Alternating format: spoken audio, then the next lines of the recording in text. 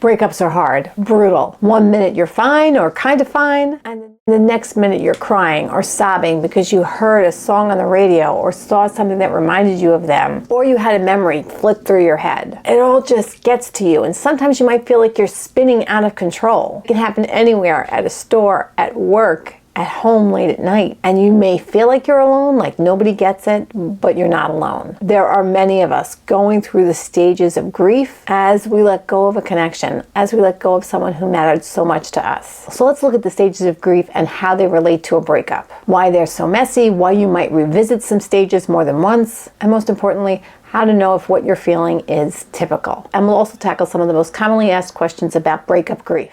Like why you miss your ex even if you know they weren't good for you, or why you feel like you're stuck in one stage. So why do breakups feel so overwhelming? Well, it's because breakups are a form of loss, and loss triggers grief. You're letting go of a future that you had envisioned in your head, and you need to grieve it. Breakup grief often follows stages like denial, anger, bargaining, ambivalence, depression, and acceptance. But here's the thing.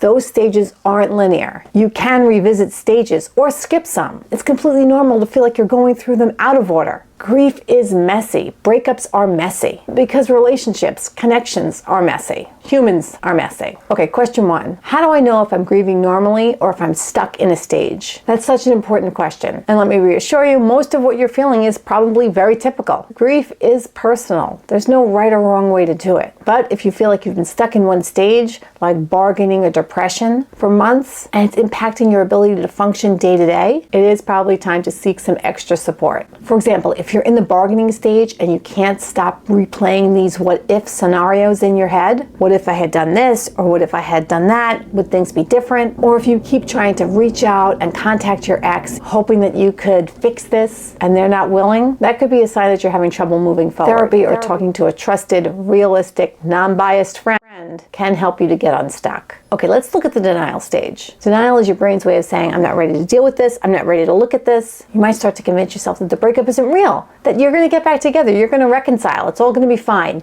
You might even avoid telling people that you've broken up. It's like you've hit the emotional pause button.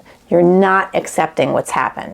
And again, that can come and go. You might move on to another stage and then see them and have a nice conversation and think, oh no, we're definitely going to get back together. And again, be in this denial phase. The other person's moving on and you're still hoping for reconciliation. Then there's the anger stage. Anger is a very powerful emotion. It's easier to blame your ex or to even blame yourself and to feel all this anger than to deal with the pain of the breakup. You don't want to feel that pain. But here's the thing. Anger, while valid, can be toxic if you don't process it in a healthy way. Instead of dwelling on past fights or what they should have done or feeling resentment and holding that anger inside, try channeling that energy into something more productive, like exercising or journaling or any new activity or adventure. All right, second question. When I'm grieving a breakup, is it normal to feel as if I'm going backwards instead of forwards? Yes. Absolutely. Grief is not a straight line. One day you might feel like you're moving on, you might feel empowered, and the next day, a memory, or like we said before, a song, can bring you back to sadness or anger. It's not a setback. You're not doing anything wrong. It's part of the process. Grief comes in waves, and each wave is going to help you a little bit more in dealing with what you're feeling, in processing what you're releasing. It's all part of healing, even when it doesn't feel like that. Next up is bargaining, and wow, this stage can really keep you stuck, because bargaining is that what-if stage. What if I did this? What if I approached this differently? What if we had spoken about this? What if I got along better with his sister? What if we try again?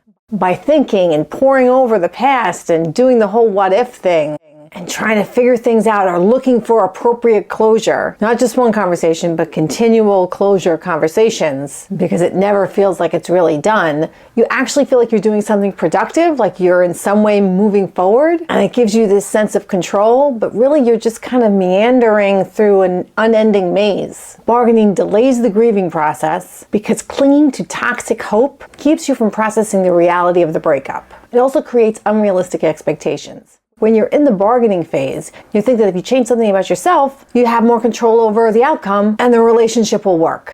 If you're in an on-again, off-again connection with this person now, like if it's gone from a relationship to a situationship, bargaining can actually compromise your values. Because you might agree to things that you normally wouldn't, just to keep the hope, the toxic hope, that this relationship can survive. And in the end, the bargaining stage prolongs your pain. Failed attempts to get back together reopen the wound and make healing harder and more prolonged. And yes, the bargaining stage is often when people get back together, even if just temporarily. Why does that happen? Because it feels easier to revisit the relationship than deal with the pain head on. Getting back together might feel like a happily ever after in the moment, but unless both sides have done work not to re-enter the same cycle that they've been in before, it's very likely they're going to end up with the same outcome. It's just delaying the inevitable. Okay, another question. Why do I still miss my ex even though I know the relationship was unhealthy? This one's hard because it seems kind of contradictory. But missing your ex doesn't mean that the relationship was good. It means it was a human relationship. Even in unhealthy relationships, there are moments of connection, love, and comfort. And your brain craves what's familiar, especially when it's grieving. It's not about wanting to go back to the bad. It's not wanting to revisit the fights. It's about missing the good moments and the future that you thought you'd have. You could be missing the bright spots in the relationship and the times you spent with their family and the dog you shared with one another.